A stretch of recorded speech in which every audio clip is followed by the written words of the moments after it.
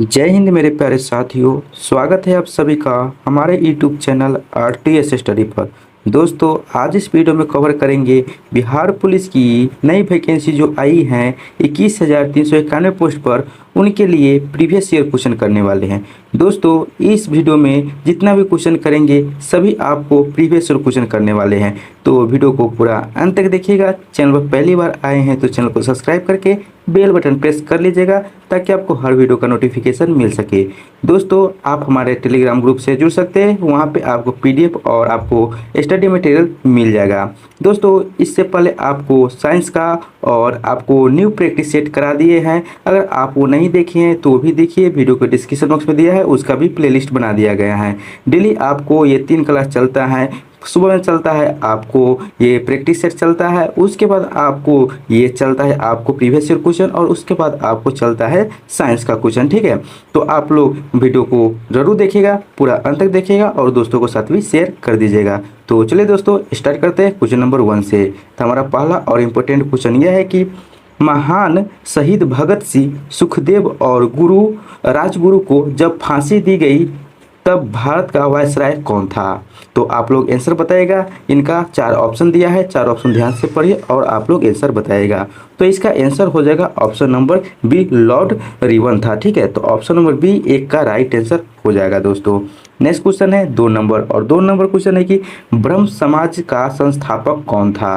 तो आप लोग आंसर बताइएगा कि ब्रह्म समाज का संस्थापक कौन था। तो यह था राजा राम मोहन राय था। तो ऑप्शन नंबर डी इसका करेक्ट आंसर हो जाएगा, राजा राम मोहन राय। ठीक है, नेक्स्ट क्वेश्चन है 3 नंबर।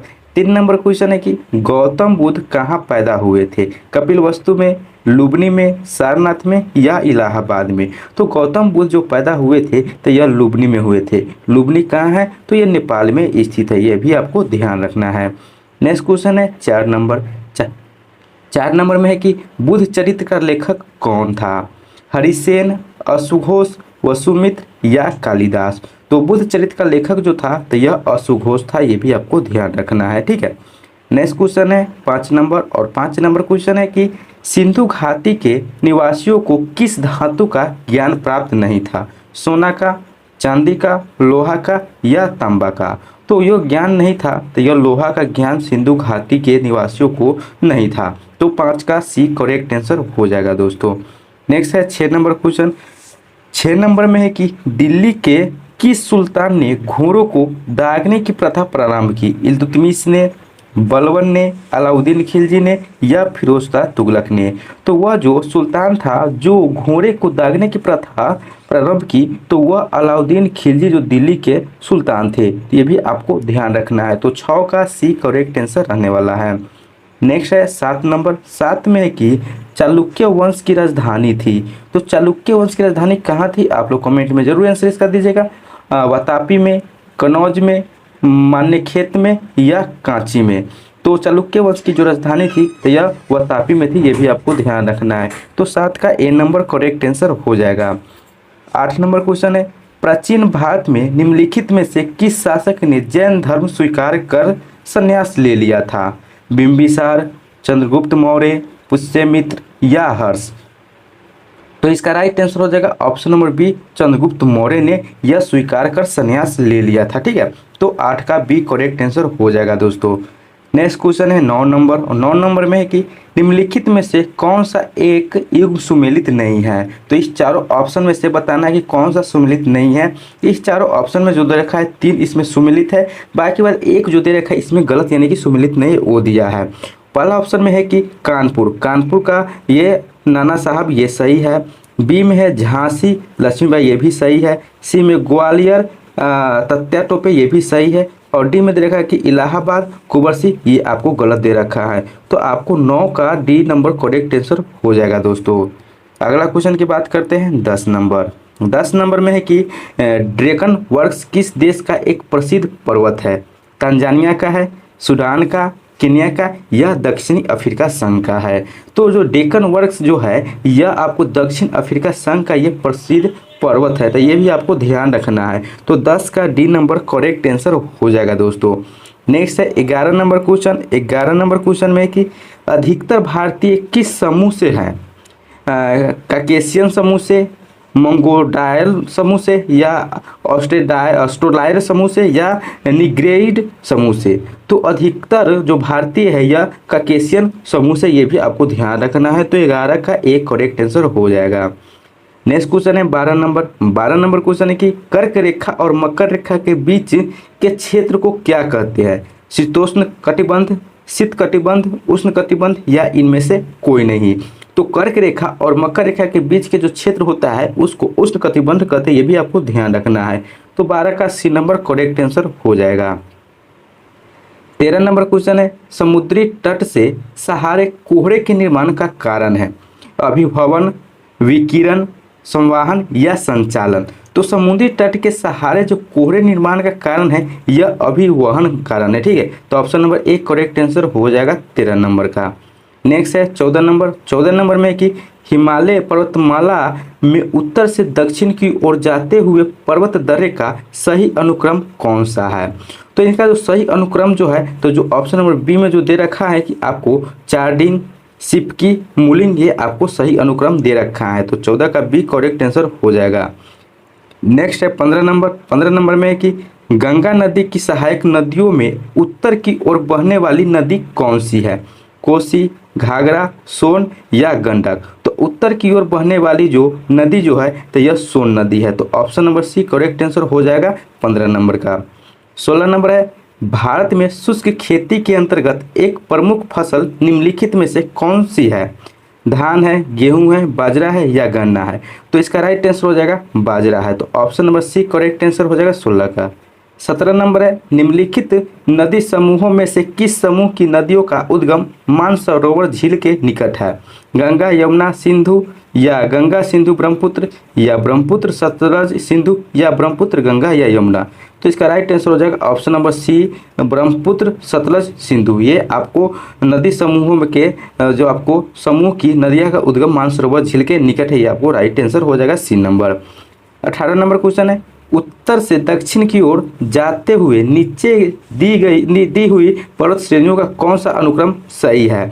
तो उत्तर से दक्षिण की ओर जाते हुए जो पर्वत श्रेणी का जो क्रम हो जाएगा, तो जो ऑप्शन नंबर सी में जो दे रखा है कि सोन पर्वत श्रेणी, कैमूर पर्वत श्रेणी, रामगढ़ पर्वत श्रेणी, ये आपको राइट आंसर हो जाएगा। तो आपको 18 का ये आपको हो जाएगा सी करेक्ट आंसर हो जाएगा दोस्तों, ठीक है। 19 नंबर क्वेश्चन है भारत का देशांतरीय विस्तार है। तो भारत का देशांतरीय विस्तार क्या है? आप लोग ये 4 ऑप्शन ध्यान से पढ़िए और इसका आंसर कमेंट में जरूर बताइएगा। आपको होमवर्क के रूप में आपको ये क्वेश्चन दिया जा रहा है, ठीक है। 19 नंबर का नेक्स्ट क्वेश्चन है 20 नंबर। 20 में कि लक्षद्वीप समूह में प्रवाल द्वीपों की संख्या है 10 है, 11 है, 12 है या 15 है? तो जो लक्षद्वीप के जो समूह में जो प्रवाल द्वीपों की जो संख्या है तो उसमें 12 संख्या। Option number C correct answer हो जाएगा 20 नंबर का। दोस्तों आपको ये वीडियो अच्छा लग रहा है तो वीडियो को जरूर लाइक कीजिएगा। चैनल पर पहली बार आए और चैनल को सब्सक्राइब नहीं किए तो चैनल को सब्सक्राइब करके बेल का घंटी दबा लीजिएगा और हमारे व्हाट्सएप ग्रुप और टेलीग्राम ग्रुप में दोनों में ज्वाइन हो जाएगा, जो कि वीडियो को डिस्क्रिप्शन बॉक्स में दे रखा है। वहाँ पे आपको PDF और स्टडी मटेरियल आपको मिल जाएगा। तो चलिए दोस्तों 21 नंबर स्टार्ट करते हैं। 21 नंबर है कि निम्नलिखित में से कौन सी नदी अरावली पर्वतमाला से निकलती है? चंबल, माही, लूनी या गंगघर। तो यह जो अरावली पर्वतमाला से निकलती है नदी, तो वह नदी है लूनी नदी है, ठीक है। तो option number C correct answer हो जाएगा 21 नंबर का। 22 में कि निम्नलिखित में से किसे आधुनिक मनु कहा जाता है? तो ये 4 ऑप्शन में से बताना है कि किसे आधुनिक मनु कहा जाता है। राजेंद्र प्रसाद को, BN राव को, महात्मा गांधी को या BR अम्बेडकर को। तो यह जो आधुनिक मनु जो कहा जाता है तो यह BR अम्बेडकर को कहा जाता है, ये आपको ध्यान रखना है। तो आपको ये हो जाएगा, आपको 22 का आपको डी नंबर करेक्ट आंसर हो जाएगा, ठीक है। नेक्स्ट है 23 नंबर। 23 नंबर में है कि हमारे देश में किसी राज्य की कार्यपालिका शक्ति का प्रावधान होता है? मुख्यमंत्री में, कैबिनेट मंत्री में, राज्यपाल में या मुख्य सचिव में? तो जो हमारे देश के जो किसी राज्य की कार्यपालिका की शक्ति का प्रावधान होता है तो यह राज्यपाल में होता है, ये आपको ध्यान रखना है। तो 23 का सी करेक्ट आंसर हो जाएगा। 24 नंबर है हमारे संविधान के भाग 3 में उपबंधित धर्म की स्वतंत्रता का अधिकार की अभिव्यक्ति किस प्रकार की है? नकारात्मक है, सकारात्मक है या उपयुक्त दोनों या इनमें से कोई नहीं? तो जो हमारे संविधान के भाग 3 में जो उपबंधित धर्म की स्वतंत्रता का अधिकार जो अभिव्यक्ति के प्रकार जो है यह आपको नकारात्मक और सकारात्मक दोनों है। तो ऑप्शन नंबर सी उत्तर हो जाएगा उपयुक्त दोनों, ठीक है। तो 24 का सी करेक्ट आंसर हो जाएगा। 25 नंबर है, भारत में नागरिकता संबंधित विधान बनाने का प्राधिकार प्राप्त है संसद को, लोकसभा को, राज्यसभा को या राज्य विधान मंडलों को। तो यह जो प्रावधान जो है तो यह संसद को प्रावधान है। ऑप्शन नंबर ए इसका राइट आंसर हो जाएगा संसद। संसद में आपको लोकसभा राज्यसभा दोनों होते हैं, ठीक है। नेक्स्ट क्वेश्चन है 26 नंबर में कि हमारे संविधान के किस अनुच्छेद में पर्यावरण का संरक्षण तथा संवर्धन उपबंधित है? अनुच्छेद 48, अनुच्छेद 48 का क, अनुच्छेद 47 या अनुच्छेद 47 का क। तो यह जो हमारे संविधान के जो अनुच्छेद 48 के क है इसमें पर्यावरण का संरक्षण तथा संवर्धन उपबंधित है। तो option number B correct answer हो जाएगा 26 का। 27 नंबर है, भारतीय संविधान में सार्वजनिक वयस्क मताधिकार की व्यवस्था किस अनुच्छेद में उल्लेखित है? 324 में, 325 में, 326 में या अनुच्छेद 327 में। तो जो भारतीय संविधान की जो सार्वजनिक वयस्क मताधिकार की जो व्यवस्था का जो उल्लेख किया गया है तो यह अनुच्छेद 326 में किया गया है। तो option number C correct answer हो जाएगा 27 नंबर का। 28 नंबर है, संविधान के प्रारूप समिति के अध्यक्ष डॉक्टर बी.आर. अम्बेडकर के किस अनुच्छेद को संविधान का हृदय एवं आत्मा कहा था? अनुच्छेद 13, अनुच्छेद 21 या अनुच्छेद 32 या अनुच्छेद 51। तो जो संविधान के प्रारूप समिति के अध्यक्ष डॉक्टर बी.आर. अम्बेडकर ने जो अनुच्छेद 32 है इसको हृदय और आत्मा कहा, यह भी आपको ध्यान रखना है। 28 का सी करेक्ट आंसर हो जाएगा। 29 नंबर में है कि सर्वोच्च न्यायालय को संविधान के किस अनुच्छेद समूह से न्यायिक पूर्णावलोकन की शक्ति प्राप्त होती है? तो ये प्राप्त होती है अनुच्छेद 13, 251 तथा 254 से। तो ऑप्शन नंबर सी इसका राइट आंसर हो जाएगा 29 नंबर का। 30 नंबर में है कि भारत के महान्यायवादी की नियुक्ति कौन करता है? प्रधानमंत्री, संघ लोक सेवा के आयोग, राष्ट्रपति या इनमें से कोई नहीं। तो भारत के जो महान्यायवादी की नियुक्ति जो करता है तो यह राष्ट्रपति के द्वारा किया जाता है। दोस्तों आप लोग कमेंट में बताइएगा कि वर्तमान में राष्ट्रपति कौन है, ठीक है। नेक्स्ट क्वेश्चन है 31 नंबर में कि स्वतंत्र भारत के प्रथम कानून मंत्री कौन थे? Chakravarti Rajagopalachari, B N. Rau, doctor B R. Ambedkar या मेहर चंद्र महाजन। तो स्वतंत्र भारत के प्रथम जो कानून मंत्री थे तो यह डॉक्टर बी.आर. अम्बेडकर थे, ये आपको ध्यान रखना है दोस्तों, वेरी इंपॉर्टेंट क्वेश्चन है। तो 31 का सी नंबर करेक्ट आंसर हो जाएगा। बात करते हैं 32 नंबर की। 32 नंबर में कि भारत एक है, संघ राज्य है, गणतंत्र राज्य है, राज्यों का संघ या एकात्मक है। तो आप लोग आंसर बताइएगा कि भारत एक है। तो भारत क्या है? तो भारत एक संघ राज्य है, ठीक है। तो ऑप्शन नंबर ए इसका राइट आंसर हो जाएगा। तो 32 का ए नंबर करेक्ट आंसर हो जाएगा। नेक्स्ट है 33 नंबर। 33 में कि राज्यपाल की नियुक्ति किसके द्वारा की जाती है? प्रधानमंत्री, राष्ट्रपति, लोकसभा अध्यक्ष या इनमें से कोई नहीं। तो राज्यपाल की जो नियुक्ति की जाती है तो यह राष्ट्रपति के द्वारा की जाती है, ये आपको ध्यान रखना है। तो 33 का बी नंबर करेक्ट आंसर हो जाएगा। नेक्स्ट बात करते हैं 34 नंबर की। 34 नंबर में कि भारत के केंद्रीय मंत्रिपरिषद किसके प्रति उत्तरदायी है? लोकसभा के, राज्यसभा के, संसद के या इनमें से कोई नहीं। तो जो भारत की केंद्रीय मंत्रिपरिषद है यह आपको लोकसभा के प्रति उत्तरदायी है, ये आपको ध्यान रखना है, ठीक है। तो 34 का ए नंबर करेक्ट आंसर हो जाएगा। नेक्स्ट है 35 नंबर। 35 में कि भारत के राष्ट्रपति का कार्यकाल कितने वर्ष का होता है? 3 वर्ष का, 4 वर्ष का, 5 वर्ष का या 6 वर्ष का? तो भारत के राष्ट्रपति का जो कार्यकाल होता है तो यह 5 वर्ष का होता है, ये भी आपको ध्यान रखना है। तो 35 का आपको सी नंबर करेक्ट आंसर हो जाएगा। नेक्स्ट है 36 नंबर। 36 में कि भारतीय संविधान की प्रस्तावना में 42वें संविधान संशोधन द्वारा कौन से शब्द जोड़े गए? स्वतंत्रता एवं न्याय, स्वतंत्रता एवं भ्रातृत्व या समानता एवं न्याय या समाजवादी, धर्मनिरपेक्ष तथा राष्ट्र की अखंडता। तो भारतीय संविधान की जो प्रस्तावना में 42वें संविधान संशोधन 1976 में जो आपको जोड़ा गया था तो यह जोड़ा गया था समाजवादी, धर्मनिरपेक्ष तथा राष्ट्रीय अखंडता को जोड़ा गया था। तो option number D correct answer हो जाएगा 36 का। नेक्स्ट क्वेश्चन 37 नंबर है। 37 में कि वर्षा की बूंद गोल होने का कारण क्या है? जल की श्यानता, जल की पृष्ठ तनाव, निरंतर वाष्पन या वायु घर्षण। तो वर्षा की बूंद का जो गोल होने का जो कारण है तो यह पृष्ठ तनाव यानी कि जल का पृष्ठ तनाव, ये आपका मुख्य कारण है। तो option number B correct answer हो जाएगा 37 नंबर का। 38 क्वेश्चन है 38 नंबर। कि जल की छोटी बूंदे द्वारा प्रकाश के खले स्थान से इंद्रधनुष बनती है। अपवर्तन से, परिक्रमण से, या पुनः आंतरिक परावर्तन, या अपवर्तन एवं पुनः आंतरिक परावर्तन से। तो यह होता है अपवर्तन एवं पुनः आंतरिक परावर्तन से। तो option number D correct answer हो जाएगा 38 नंबर का। 39 नंबर में कि किसी व्यक्ति द्वारा अपना पुनः प्रतिबंध देखने हेतु समतल दर्पण की न्यूनतम लंबाई कितनी होनी चाहिए?